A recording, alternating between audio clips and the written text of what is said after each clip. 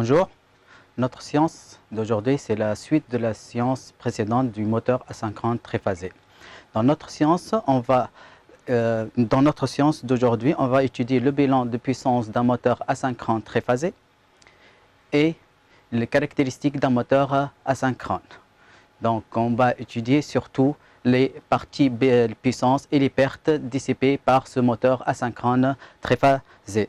Donc, on va commencer de vous rappeler que le moteur asynchrone triphasé est constitué essentiellement par deux parties. La première partie, c'est le stateur, et la deuxième partie, c'est le rotor. Donc, le moteur asynchrone triphasé est alimenté par un réseau triphasé, d'où ce dernier lui fournit une puissance active ou aussi appelée puissance absorbée qu'on le note par PA. Cette puissance PA est égale à racine de 3 U fois I fois cosinus phi. Avec la tension U, c'est la tension composée du réseau. Donc, dans notre pays, c'est le réseau du steak. Et I, c'est le courant de ligne. Et le cos phi, c'est le facteur de puissance. Le stateur dissipe deux pertes essentielles. La première perte due au échauffement du stateur, donc on l'appelle perte par effet Joule dans le stateur et on le note par PGS. Et la deuxième perte, c'est les pertes par l'effet du fer, on l'appelle perte dans le fer, on le note par PFS. La première perte, c'est la perte par effet Joule dans le stateur. On peut calculer cette perte que par deux façons, selon la résistance qu'on a mesurée. C'est-à-dire, dans le premier cas, c'est la résistance qu'on a mesurée, c'est la résistance d'un seul enroulement. Quand j'ai noté, que j'ai noté par R, on doit le savoir, dans ce cas, le couplage du moteur. Donc, on sait il y a deux types de couplage. Il y a le couplage étoile et le couplage triangle. On va commencer par le couplage étoile. Donc, le couplage étoile, si on a le couplage étoile, le perte Joule statorique est égal 3 fois R I au carré. On sait pourquoi 3R I carré, parce que la puissance, c'est la tension traversée. Je vais calculer la tension et la puissance dans une seule ligne. C'est la tension traversée par cette ligne fois le courant que le traverse. Donc, la tension de résistance fois I, donc R fois I, ça donne RI au carré. Fois 3, parce que c'est triphasé, 3 phases. D'accord? Est égal aussi à 3R J au carré. On sait que dans le couplage étoile, que le courant de ligne égale le courant de phase, I égale à J. Si on va passer si on a le couplage triangle, donc dans le couplage triangle, perte Joule statorique est égale 3R J carré. Et on sait dans le couplage triangle que J égale à I sur racine de 3. D'où on obtient que le perte Joule statorique égale RI au carré. Dans le deuxième cas, si on a la résistance mesurée entre deux bandes du stateur, voilà, deux bandes du moteur. Donc c'est une résistance équivalente selon le couplage. Dans ce cas, quel que soit le couplage qu'on a, le perte Joule statorique égale 3,5 RI au carré. C'est un résultat qu'on a obtenu à partir que la résistance mesurée entre deux bandes du stateur, dans le cas du couplage étoile, R petit r que j'ai noté petit r égale à 2 fois grand R, c'est la résistance mesurée d'un seul enroulement. D'où on obtient R égale petit r sur 2. Donc on remplace cette relation dans la première relation du couplage étoile perte Joule statorique égale 3R I carré. On remplace grand R par R sur 2, on obtient 3,5 RI au carré. Si on a le couplage triangle, la résistance mesurée d'un seul enroulement entre deux bandes d'enroulement est égale 2 tiers de R grand R, donc d'où grand R égale 3,5 de R. Si on le remplace dans la formule de perte Joule statorique calculée dans le couplage triangle, perte Joule statorique égale RI au carré, d'où on obtient 3,5 RI au carré. Pour cela qu'on a, quel que soit le couplage, si on a mesuré la résistance entre deux bandes du stateur, toujours perte Joule statorique égale 3,5 RI au carré.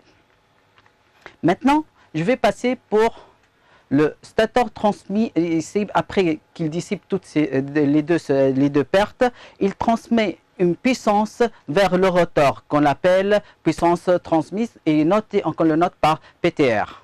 la puissance transmise PTR est égale à la puissance absorbée moins la perte statorique, c'est-à-dire moins la somme des pertes statoriques, moins la perte joule statorique, plus la perte fer statorique. Cette puissance transmise vers le rotor, d'où le rotor il va l'utiliser pour tourner, d'où il va dissiper une perte par effet joule due à l'échauffement de ce dernier. Donc cette perte joule par effet joule de rotorique, on le note perte joule rotorique. Cette perte joule de rotorique est égale glissement fois puissance transmise. D'où on obtient à la fin, lorsqu'on dissipe cette perte, on obtient une puissance P'. C'est une puissance mécanique, on le note P'. P' égale puissance transmise moins le perte joule rotorique. Si on va remplacer dans cette équation le perte joule rotorique par l'équation qu'il convient G, le glissement fois la puissance transmise, d'où on obtient aussi que la perte puissance mécanique est égale à perte puissance transmise fois 1 moins G. Après qu'on a obtenu une puissance mécanique, le rotor il va dissiper une autre perte qu'on appelle perte mécanique due au frottement et l'aération de ce dernier. Donc on sait que le moteur triphasé a une ventilation, donc cette ventilation pour refroidir, donc elle va créer une aération, et cette aération elle va perdre de sa vitesse, donc c'est une perte d'une énergie, elle va perdre de l'énergie, c'est une perte qu'on appelle perte mécanique, et cette perte mécanique c'est une perte constante. Donc dans ce cas, pour le calculer, on doit faire un essai à vide, c'est-à-dire que doit faire un essai lorsque le moteur tourne à vide, il doit être désaccouplé, il ne va pas être couplé avec une charge. Donc après, quand on élimine cette deux pertes, on obtient la puissance utile, c'est la puissance finale, est égale à la puissance absorbée ou la puissance active moins somme des pertes. C'est-à-dire que la puissance utile du moteur, voilà, on l'appelle aussi puissance mécanique utile, est égale à la puissance absorbée moins toutes les pertes dans le stator, perte fer statorique plus perte joule statorique, et les pertes dans le rotor qu'on appelle les pertes joule rotorique plus les pertes mécaniques. Donc là, on obtient le bilan final des puissances du moteur. Donc on l'appelle le bilan des puissances. Donc, après qu'on a étudié les puissances, on va s'intéresser pour le couple du moteur. C'est le couple de la force, c'est le couple pour faire tourner le moteur. Dans le moteur asynchrone triphasé, on distingue trois couples. La première couple, c'est le couple électromagnétique. On l'appelle aussi le couple transmis. Cette couple, qu'on le note par TEM. Cette couple, on peut le calculer par deux façons. Soit par la puissance transmise sur oméga S. Pourquoi sur oméga S dans ce cas? Parce que la puissance transmise, c'est la puissance transmise du stator vers le rotor. Donc, c'est le stator qui va transmettre. Donc le stator, il tourne à une vitesse de synchronisme ns, donc d'où on va diviser la puissance transmise sur la vitesse angulaire oméga s, elle est égale à cette dernière est égale à 2pi fois ns.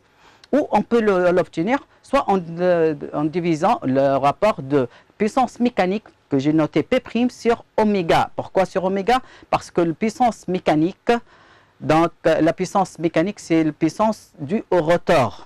Donc c'est la partie rotorique. Donc le partie rotorique, il tourne à une vitesse du rotor qu'on a noté n. Donc on a divisé donc P' sur oméga, et cette dernière est égale à 2pi fois n.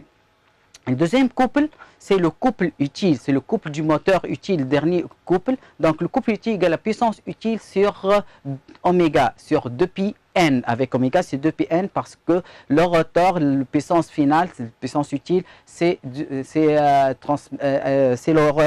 rotation du rotor. Et le dernier couple, c'est le couple des pertes, c'est dû aux pertes mécaniques. Donc le couple des pertes égale la perte mécanique sur oméga.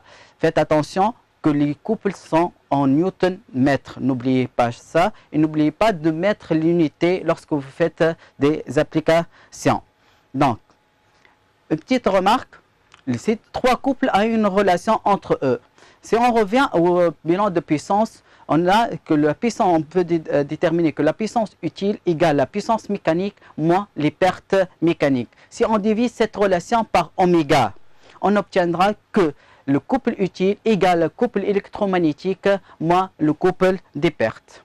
Maintenant, on va passer à l'étude du rendement du moteur. Le rendement du moteur égale, c'est le rapport de PU, puissance utile, sur la puissance absorbée ou la puissance active.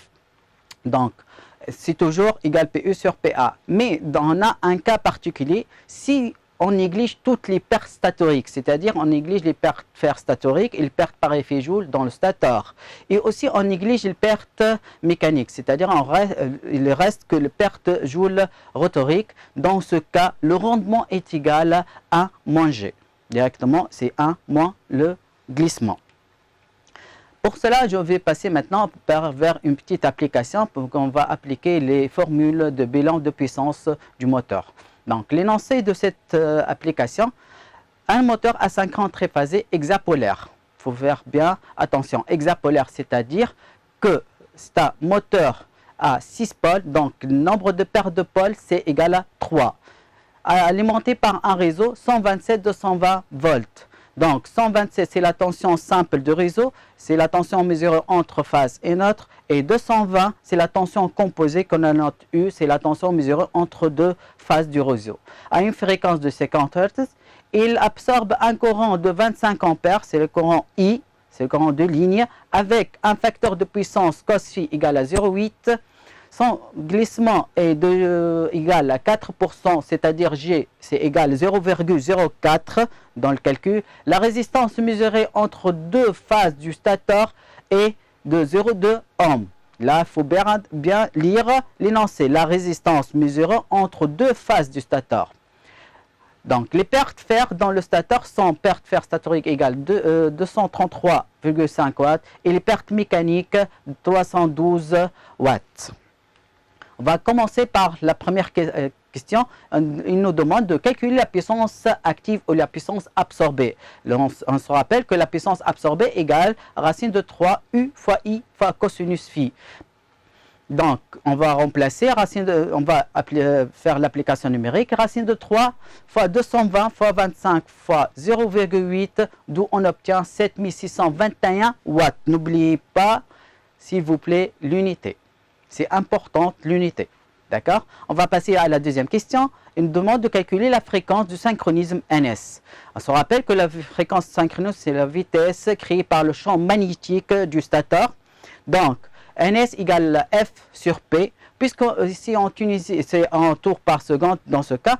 Si je veux le calculer, obtenir le résultat en tours par minute, donc je dois multiplier par 60, puisque ici en Tunisie la fréquence est constante égale à 50, 50 fois 60 toujours égale 3000, donc 3000 sur P, c'est une formule qu'on peut l'adapter ici en Tunisie, donc NS égale F fois 60 sur P, donc 50 fois 60 sur 3 égale à 1000 tours par minute. Si je veux obtenir par un tour par seconde, je ne dois pas multiplier par 60, je reste F sur P, 50 sur 3.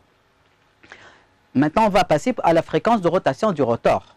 La fréquence de rotation du rotor, c'est calculé, on va l'obtenir en admettant la formule de glissement. Le glissement, on sait que le glissement est égal à NS moins N sur NS. D'où on peut obtenir que N égale à 1 moins G fois NS est égal à 1 moins 0,04 fois 1000 égale 960 tours par minute.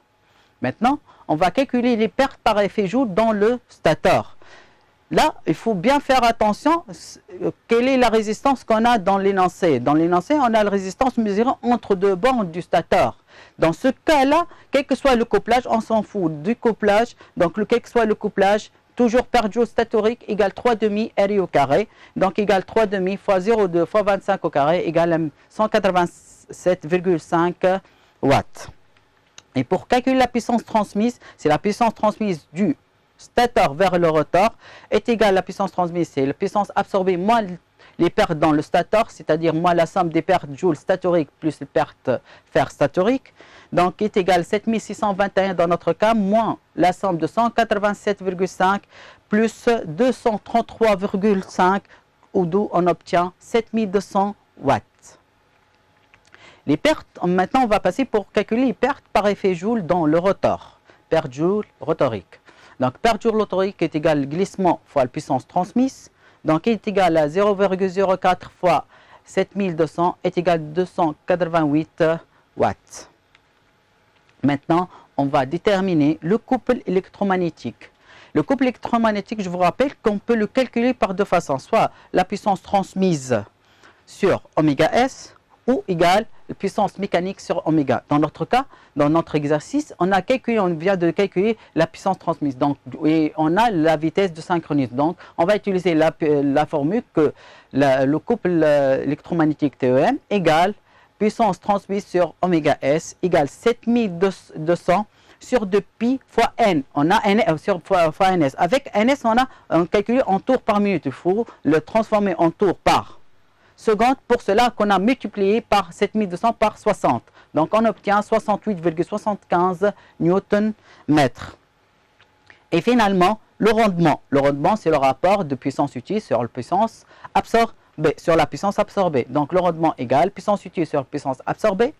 Pour calculer la puissance utile, là, j'ai utilisé le bilan de puissance pour obtenir que la puissance utile égale puissance transmise moins la somme de perte joule rotorique plus perte mécanique. 7200 moins la somme de 288 plus 312 pour obtenir la puissance utile. Et on a divisé par la puissance absorbée, 7621, d'où on obtient le rendement égal à 0,86, soit le rendement égal à 86%. Donc ça, c'est la première partie, c'est le bilan de puissance et on a appliqué une petite application, on a essayé de appliquer les formules. Maintenant, je vais passer à la deuxième partie, c'est les caractéristiques de ce moteur. Pour étudier les caractéristiques de ce moteur, il faut bien étudier deux parties. La première partie, le fonctionnement de ce moteur à vide. Donc, on va commencer par le fonctionnement à vide du moteur. Qu'est-ce que ça veut dire fonctionnement à vide du moteur? C'est-à-dire que le moteur tourne libre, il n'est pas accouplé à une charge, il est désaccouplé. On dit que le moteur est désaccouplé. Donc, dans ce cas, le moteur n'entraîne pas une charge. Donc, la puissance utile est égale à vide, est égale à 0. Parce qu'il ne transmet pas une puissance vers une charge. Il est désaccouplé. Le moteur tourne, dans ce cas, le moteur tourne la vitesse à vide, N0, qu'on a noté N0, est presque égale à la vitesse de synchronisme NS. Donc, le moteur tourne presque à la vitesse de synchronisme, d'où on peut déduire que le glissement à vide est égal à 0, presque égal à 0. Parce que le glissement, on sait que le glissement égale NS moins N sur NS. Dans le cas du glissement à vide, c'est NS moins N0 sur NS. Et on a dit que la vitesse à vide du rotor presque égale la vitesse de synchronisme, d'où le ns moins n0 presque égal à 0, donc le glissement égal à 0. Et cet essai, on réalise cet essai surtout pour déterminer les pertes constantes. C'est quoi les pertes constantes? C'est le perte fer statorique et plus la perte mécanique. Donc, si on applique la formule de puissance utile, on sait que la puissance utile égale la puissance absorbée moins somme des pertes, c'est-à-dire puissance utile moins la puissance absorbée moins la somme des pertes joule statorique plus perte joule rotorique plus perte mécanique plus la perte fer statorique. À vide, puissance utile égale à 0. Puissance absorbée à vide égale la racine de 3 fois U fois I0, c'est le courant de ligne à vide, fois cosinus phi 0, moins la somme des pertes joule statorique à vide plus 0. C'est quoi 0? Perte joule rotorique à vide. Et le perte joule rotorique, on sait que le perte joule rotorique égale le glissement fois puissance transmise. À vide, le glissement, c'est presque égal à 0. Donc 0 fois la puissance transmise, donc égal à 0. D'où j'écris perte joule statorique plus 0 plus perte constante. Elle remplace perte mécanique plus perte fer statorique. D'où je déduis que la perte constante égale la perte absorbée à vide moins la perte joule statorique à vide est égale racine 3 U fois I cosinus I fois I0 fois cosinus phi 0 moins la perte joule statorique à vide. Et deuxième partie pour les caractéristiques, on va étudier le fonctionnement en charge du moteur. On va commencer par l'étude des caractéristiques mécaniques de variation du couple utile en fonction de la vitesse n. D'après cette courbe, c'est la variation de couple utile en fonction de n. On distingue au début qu'il y a un couple de démarrage important. Là, donc important, il faut dans des cas, il faut diminuer cette couple de démarrage du moteur. Après, le moteur il va passer dans une zone qu'on appelle zone transitoire. C'est une zone où il n'est pas encore stable, il n'a pas encore abouti à sa régime. Donc, il va passer par un point de décrochage. Ce point de décrochage, il va décrocher de la zone transitoire vers la zone de fonctionnement. Cette zone de fonctionnement, elle est assimilée à une droite de pente négative d'équation de la forme AN plus B, avec A, c'est la pente de la droite, est une pente négative. L'intersection entre la droite de fonctionnement de TU avec l'abscisse de vitesse de tour par minute, ça nous donne, c'est l'intersection, nous donne la vitesse à vide du rotor N0, elle est à peu près égale, presque égale à NS. Maintenant, on va passer à la caractéristique et l'étude de la caractéristique électromécanique. C'est la variation du courant en fonction de la variation de vitesse N. On voit qu'au départ, le moteur démarre avec un courant de démarrage direct très élevé. Donc là, on doit le diminuer ce courant parce que c'est un courant, il peut générer des problèmes dans le moteur.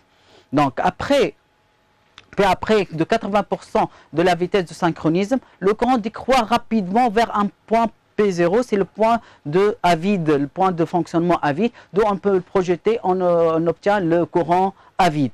Ici, c'est le courant nominal. Si on projette le courant nominal sur la courbe, on peut déterminer la vitesse nominale de ce moteur. Et maintenant, je vais passer pour le point de fonctionnement du moteur en charge. C'est le point lorsque le moteur entraîne une charge. Lorsque le moteur entraîne une charge, là c'est les caractéristiques TU en fonction de N. Lorsque le moteur entraîne une charge, chaque charge a des caractéristiques. On peut déterminer le couple résistant de cette charge. On appelle couple résistant. Elle peut être sous forme d'une droite. Elle peut être aussi sous forme d'une forme parabolique. Elle peut être constante. Donc selon la charge qu'on a la charge qu'on a utilisée. Donc, dans notre cas, j'ai pris une charge de droite à x plus b. Donc, l'intersection de cette courbe de couple résistant avec le couple utile, c'est le point de fonctionnement. Ce point de fonctionnement, avec ce point, on peut déterminer la vitesse et le couple de fonctionnement de l'ensemble moteur plus charge. Par deux façons, soit par graphique, donc en le projetant soit sur l'axe des abscisses pour déterminer N de fonctionnement et en le projetant sur l'axe des ordonnées pour déterminer le couple de fonctionnement, soit une deuxième façon, on peut le calculer, on peut déterminer ces deux points en le calculant, c'est-à-dire on va prendre l'équation de TR égale l'équation de TU, c'est-à-dire le point de fonctionnement, c'est un point commun entre le couple utile et le couple résistant de la charge, d'où on a TU égale à TR. Là, c'est une système d'équations, deux équations, deux inconnues. On peut déterminer N et T de fonctionnement. Donc, je vais passer vers une petite application des caractéristiques de ce moteur. Un moteur asynchrone triphasé tétrapolaire. Tétrapolaire, c'est-à-dire qu'il a 4 pôles, donc nombre de paires de pôles égale à 2, et alimenté par un réseau triphasé 127-220 volts. Donc 127 c'est la tension simple, 220 c'est la tension composée du réseau, à une fréquence de 50 Hz. Sa caractéristique mécanique TU en fonction de N est donnée ci-dessous, donc avec la courbe ci-dessous. Ce moteur est couplé en étoile. Et la puissance absorbée du réseau est mesurée par la méthode d'un seul wattmètre. Je vous rappelle que pour mesurer la puissance du moteur, on peut adapter deux méthodes. Soit la méthode d'un seul wattmètre, donc on va mesurer la puissance dans une seule ligne, puisqu'on a le moteur triphasé, 3 phases, donc la puissance totale, on va multiplier la puissance mesurée par un seul wattmètre fois 3. Ou on va adapter la méthode de 2 wattmètres, elle a d'autres calculs.